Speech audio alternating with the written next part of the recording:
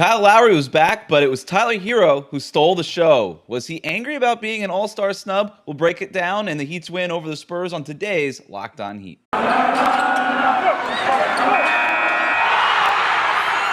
are Locked On Heat, your daily Miami Heat podcast. Part of the Locked On Podcast Network, your team every day. All right, it is a Friday edition of Locked On Heat, your daily podcast covering all things Miami Heat. I'm Wes Goldberg. However, you may be joining us on YouTube, Odyssey, or on your favorite podcast app, thank you for making Locked On Heat your first listen every day. I'm here with Tony Schwartz from 5 Reasons Sports to talk about Miami's 112-95 rout over the Spurs, and most impressive was Tyler Herro, who scored 24 points in San Antonio to lift the Heat to an easy win over the short-handed Spurs. Tony, first of all, thanks for joining the show. What stood out to you about Tyler and from the game overall? Well, it's the best he's looked in about 2 weeks. I thought he was able to get to his shot pretty consistently. The Spurs' defensive front is well coached. They do have some length there. Obviously, they're not very strong, not very tall, but Tyler felt comfortable getting to his bag. He was able to get to his dribble, play at his pace for most of the night. Some of that was a little wobbly, but the whole team played a little wobbly. It was impressive for him to put up a plus 20 tonight on 0-5 shooting from three. He kept the pressure on the defense. He created advantages for us. He did all the things you want your sixth man of the year candidate to do, right? So it was really fun watching him cook again. People say I look a little bit like Tyler Herro, so maybe this is a circumstance that worked out for us. There you go. That's why I brought you on tonight. So look, you said he was 0 for 5 from 3. I didn't even notice that. And that's kind of speaks to Tyler Herro's game, doesn't it? Like it's not a situation where Duncan Robinson or Max Strus or somebody else, if they go 0 for 5 from 3, you're like, all right, the whole world's burning down for them. They can't do anything else. But when Tyler is shooting, it just doesn't matter. I don't even really pay attention all that much to his efficiency. I love to just watch him get to his spots and get to his bag like you were talking about. He is so much fun to watch, man. And I don't know what happened because the All-Star picks, the reserves were basically announced right at the start of when the Heat's game started. By the way, this game was supposed to start at 8:30 or something. Yeah. It started at 7 because of the snowstorm happening in Texas. And shouts out to and everybody out there. I hope everybody's safe. But I don't know if maybe going into halftime, Tyler Herro found out, oh, wait, I didn't make it. And then came out and took out all of his frustrations on the rim because he just started dunking all of a sudden. Like he just everything he wanted to do, he just dunked everything. And he had that one play that the Heat PR people, whatever, they tweeted it out and they kept retweeting it. But, he's kind of mixing around above the 3-point line. And he just all of a sudden just decides to turn on the turbo boosters, blows by a Spurs defender and then just and slams it home. And I'm just like, yeah, the athleticism at the basket's really impressive, but the way that his first step has developed this season, the way that he's just when he's in the zone, he is so decisive, and he was decisive right there where he's like, look, I'm 30 feet away from the basket. I'm going to dunk this thing. Like, that's the stuff that stands out to me. Yeah, and usually when he plays against length, he has problems creating horizontal space, but he didn't tonight. So it did look like he might have had some extra juice. I don't know if it was all-star stuff because that felt like a long shot to begin with, but I'll tell you, it was really hopeful to see him produce against those wings, and definitely get to the basket and create free throw opportunities. Like, that's his next logical step to be a great scorer, is to use his spacing and leverage and strength to get to the charity strike. Because if he can do that, he's a 24-point per game guy every single night. 50 points off the bench for Miami. 24 of those, obviously, were Tyler Herro's. 36 bench points for San Antonio. The Spurs were without DeJounte Murray. They were without Jakob Poeltl, who are their two best players. And it's not very close, I don't think. Keldon Johnson, Derek White may be close, are probably third and fourth. But those are the guys that lead the charge for San Antonio, and they're the reason why they rank at the top of the league in points in the paint. By the way, the Heat, going into this game, are the best team in preventing points in the paint. That was one of the, kind of keys to victory type deals that you would look at going into this game, but without Poeltl, without Murray there, that kind of set the stage. And at first this game was a little back and forth. Kind of felt like the Heat should have been pulling away. Jimmy Butler, Kyle Lowry, PJ Tucker, they didn't get out to a great shooting start. Bam Adebayo got going early. Tyler obviously was going in that first half. Duncan Robinson scored 9 points in the first quarter. but they still were only up by like a handful of points going into halftime, and then they blew the game open. They led by as many as 26 points in the second half, and they just sort of cruised to this win. But the other thing we got to talk about is Kyle Lowry. We haven't seen him in quite a while. We're recording this right after the game, so we haven't had a chance to go to do the virtual press conference and kind of get a clue about what it is that had been going on in Kyle Lowry's life, if he would even offer that. But he was out for 9 games, returns. What were your thoughts on how Kyle looked tonight? Yeah, and he was in the winner's circle interview I heard before I went on the show, and he definitely expressed that he was going through a painful time. I think that's about the most we're going to get from him, and probably the most we're going to get from the team. You definitely want to respect his privacy in that regard if he doesn't feel welcome to share it. But I'll tell you what, I'll express some happiness that he's back. He was good. I thought he looked good. Yeah. He did have 6 turnovers. He was rusty shooting, but look, he played 25 minutes to knock the rust off. That's important. And overall, I thought he just settled the Heat down. I know, again, he had the 6 turnovers, but it didn't even feel like he had 6 turnovers to me. He has a presence. Yeah, and immediately you feel that presence inside of pace. I don't know how many assists he had tonight. I want to say 4, but the hockey assists in the first half were crazy. The way that he creates leverage on the basket just by pushing the ball forward up the court. We're 29th in pace, and we fell drastically the time that he hasn't been with us. I don't know what that's going to be after tonight, but it felt like we were a ton faster, and we were leveraging vertical rim pressure by pushing the ball down the court faster than the Spurs could recover. And I think that's a formula for success because you're creating advantages for shooters that way, and you're creating advantages for cuts that way. Well, Kyle Lowry thinks so. He certainly agrees with you. He's always trying to push the pace. The Heat shot 40% from three-point range tonight, only took 33s, which I don't know if that's a sign of, this is the starting 5, and they weren't taking a ton of threes to begin with, or if it's just a factor of, hey, your best shooters like Duncan Robinson and Kyle Lowry ostensibly, and these other guys that create threes like Jimmy and Bam and obviously Kyle just weren't in the game in the fourth quarter because they didn't have to be because it was a blowout. So I don't know. But no, I thought the other thing with Kyle is without him, the Heat had been last in the league in turnovers per game. They were averaging 17.4 turnovers per game, dead last in the league by a mile, wide margin. 13 turnovers tonight. Again, 6 of those were Lowry's. So nobody else was really turning the ball over. But you still, even though Lowry had 6 of those turnovers, you still kind of feel like you want to give him credit for the overall turnover number being low. I don't know if that makes any sense, but I feel like it does. Yeah, the team needs to play less sloppy, especially coming out at the beginning. And I won't shy away from that. They deserve criticism for how hard these opening quarters have been. And at the beginning of the year, that wasn't the case. We were dominating in the first quarter. So there's some criticism there. But look, the reason you feel that way is because Lowry's creating a ton of scoring opportunities all night. The way that he leverages the passing lanes to create scoring opportunities is unmatched. Maybe Chris Paul is a guy you can name in that category, but maybe James Harden, he can create that leverage too, although not lately, right? That's he's been a little bit worse. I throw Trae Young in there. Young in there.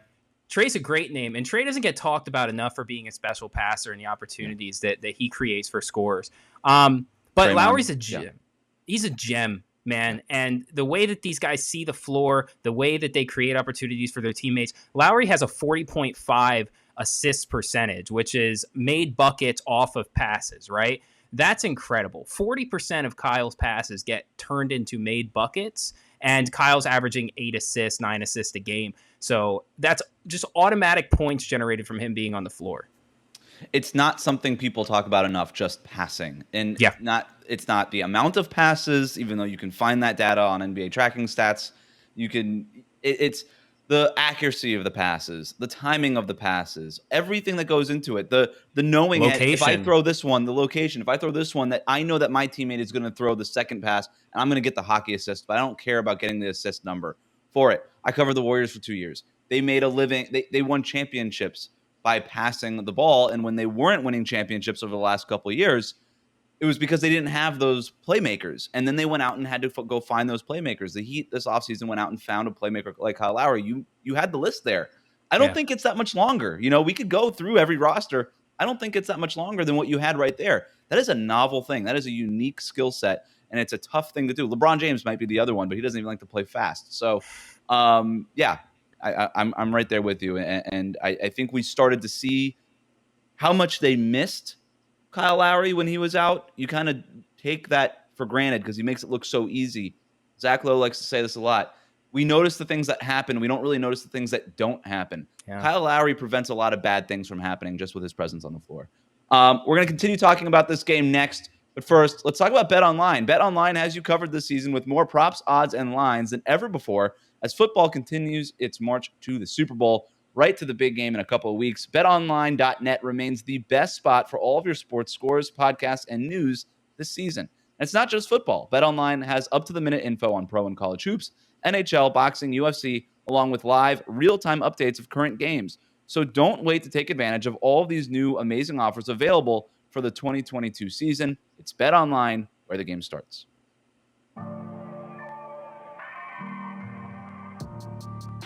All right, thank you for making Locked On Heat your first listen. The NBA trade deadline is Thursday, February 10th at 3 p.m. Eastern, and the Locked On NBA podcast will be covering it live from 2 p.m. to 4 p.m. Join Kim Becker, John Krause, and Josh Lloyd to get analysis of every blockbuster move.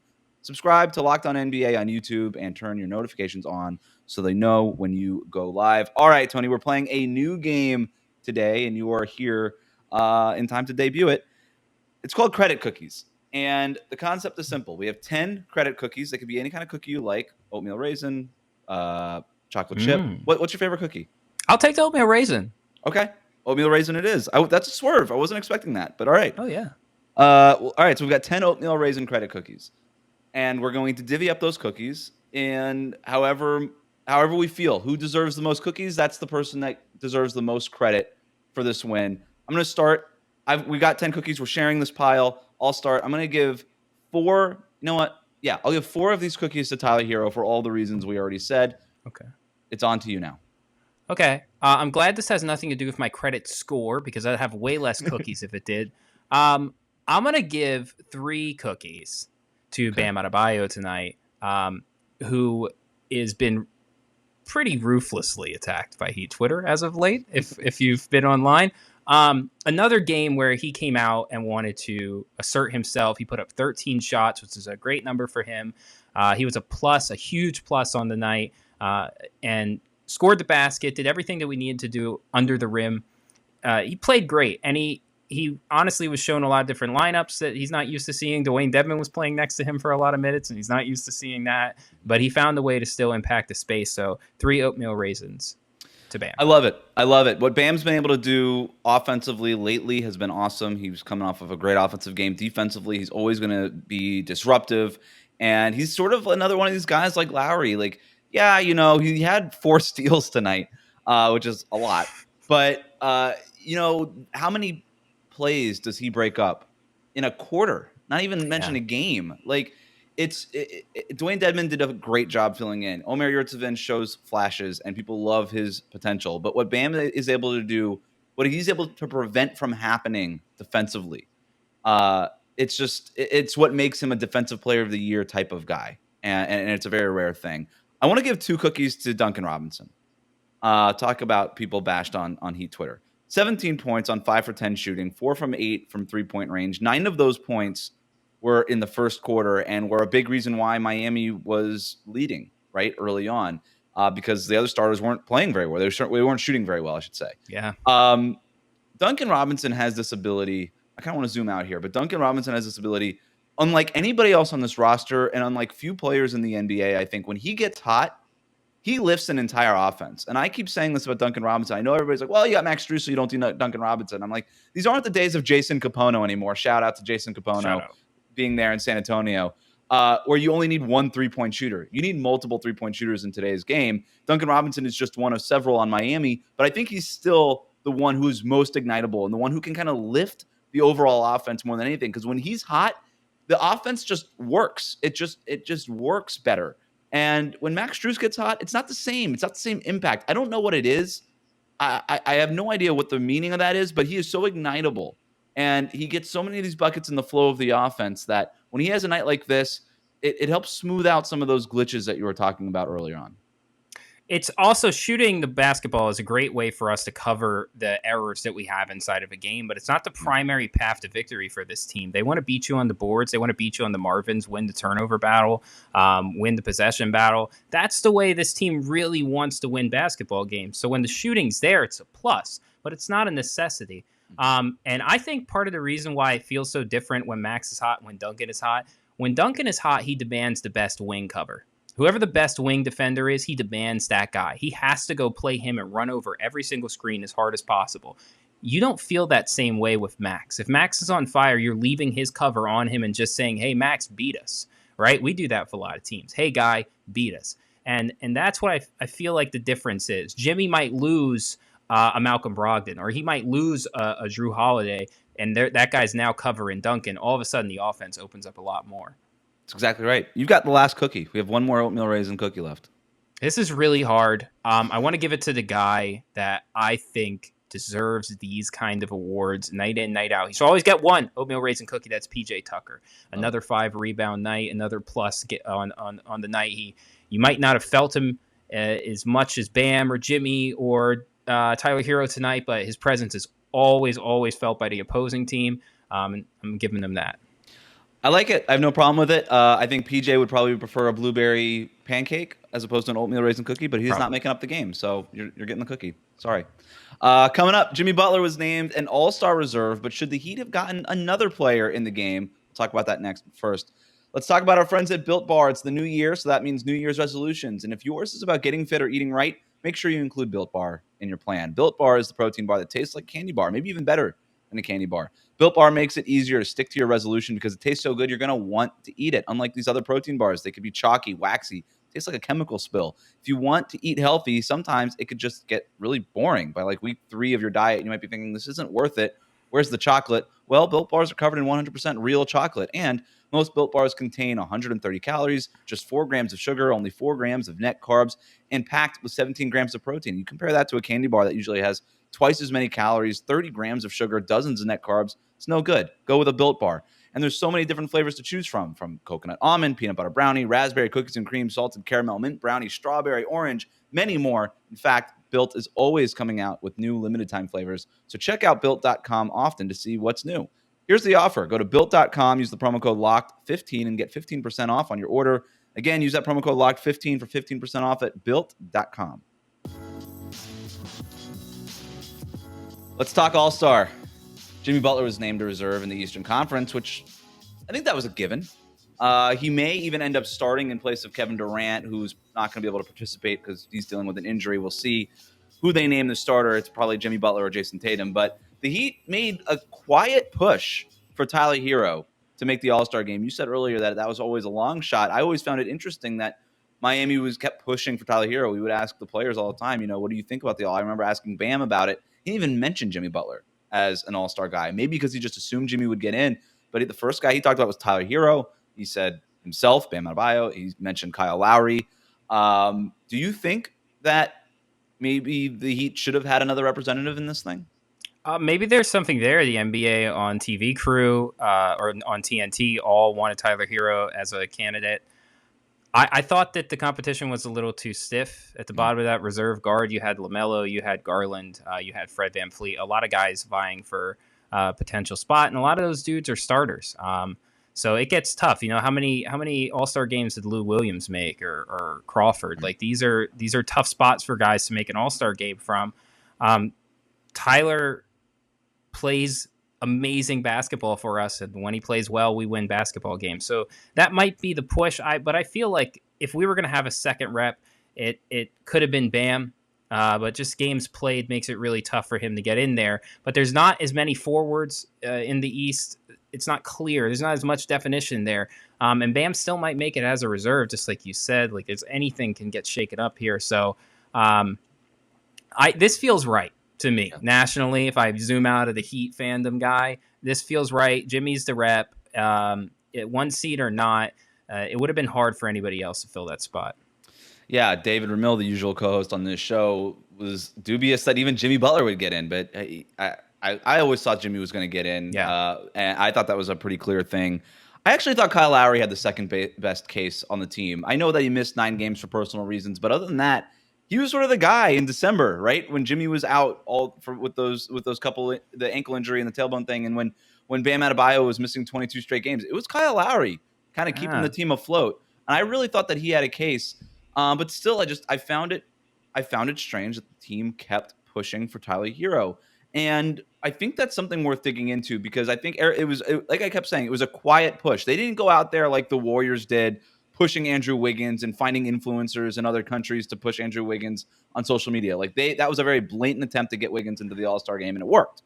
The Heat didn't really do that. That's not really their MO. They're a little bit more quiet about it.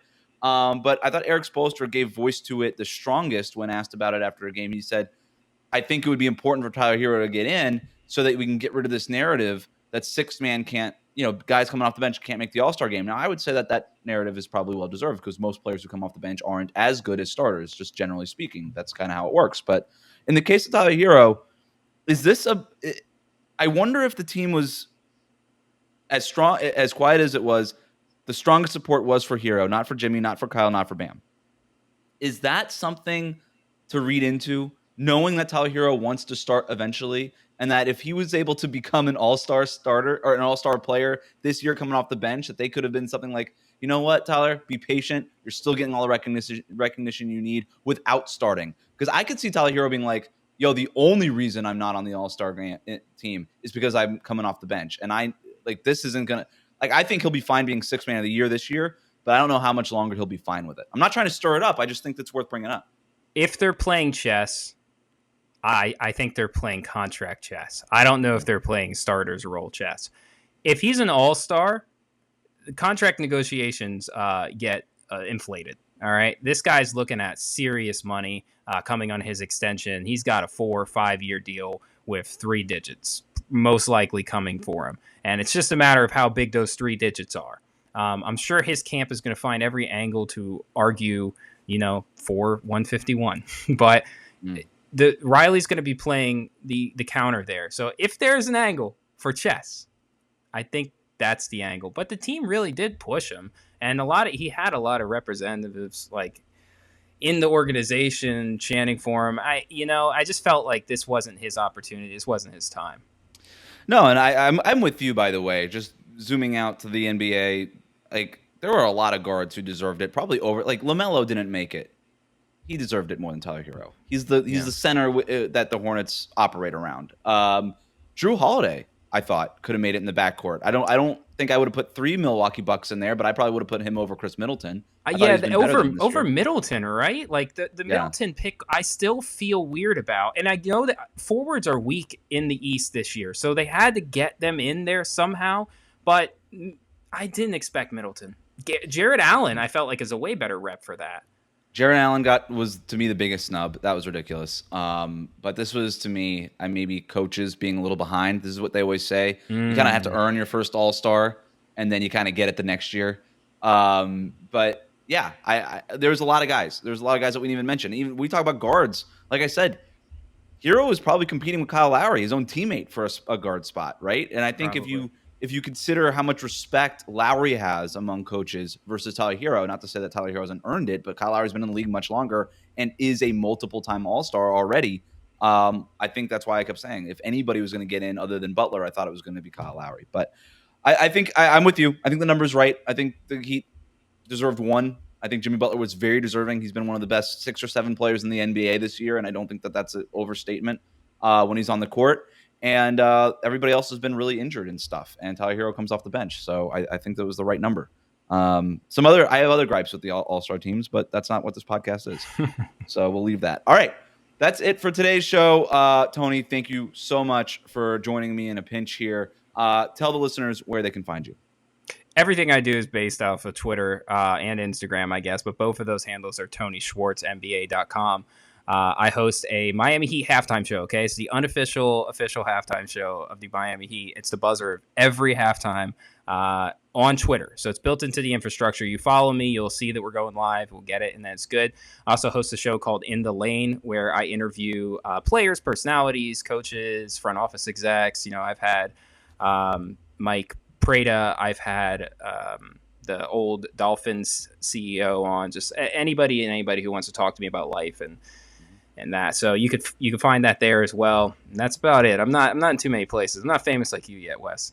Well, check out the Twitter Spaces halftime thing because it's a good spot to talk Heat during these games. And like you said, it's right on your phone. You don't have to really work that hard. That'll do it for today's Locked On Heat. Remember to subscribe to new episodes of Locked On Heat on YouTube and wherever you listen to your podcast.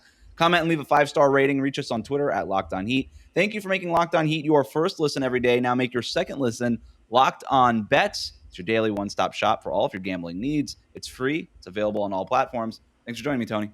No problem.